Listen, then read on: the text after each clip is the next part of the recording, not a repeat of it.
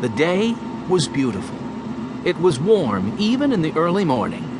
They all knew it would be cooler on Flat Top, and they each had a warm sweater.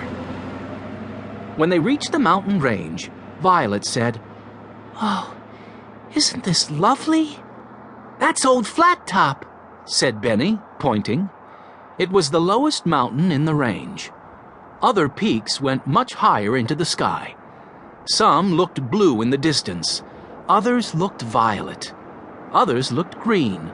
But Flat Top was so near, it looked green almost all the way up. The top was all solid rock. "Hey," said Henry, "there's the store. It seems to be made of logs." He stopped the car at the door, and they all went into the store. Old Flat Top towered right over them. "Just right," said Benny. "Not too high, not too steep, just right. Just a good healthy climb and a grand view at the top." Then he thought, "Isn't it queer that this store man seems to know Grandfather?" The two men were shaking hands, and Grandfather just said, "Fit us out for Flat Top, won't you?" The man said, "You each need a pack on your back to carry your lunch. You'll need 5 poles. I should think that would be enough. You'll find the path is well marked, but there's only one. And remember that there is no other path down." "I'd like to go first," said Benny.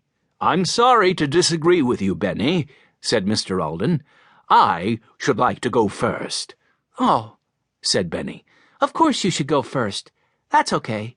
"Thanks," said Mr. Alden. Up they went. It was true that the path was well marked. The trees were marked with knotted strips of red cloth. It was a little hard in some places, but the poles were a great help. Each climber had a pack on his back. Up and up they went. Violet was right behind Grandfather. Benny still wished he could be the leader, but he thought he had better mind his grandfather at this point. It took the Aldens 3 hours to reach the first stop. "See the sign?" said Henry. "Lunch here. The man said we must eat just half of our lunch here." "I have never been so hungry in my life," said Benny. "Oh, yes, you have," joked Henry. "Almost every meal you eat. And be careful how much water you drink. That's the thing we have to save." Soon they were ready to go on. When they were almost at the top, they noticed there were no more bushes, no more trees, no more grass. It was all gray rock. Grandfather looked ahead. He could see the last 2 steps very well.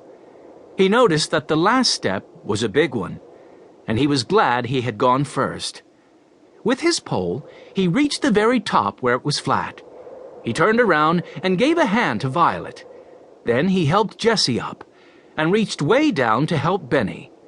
With his pole, Henry climbed up by himself. They all looked around. "This is as big as our own front yard," said Jessie. "What a view," said Benny. "The town is over there, and nothing but woods there at the foot of the mountain."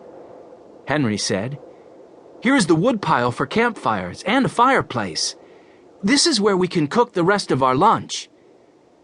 It never entered anyone's head, even Grandfather's, that a fire might be needed to keep them warm.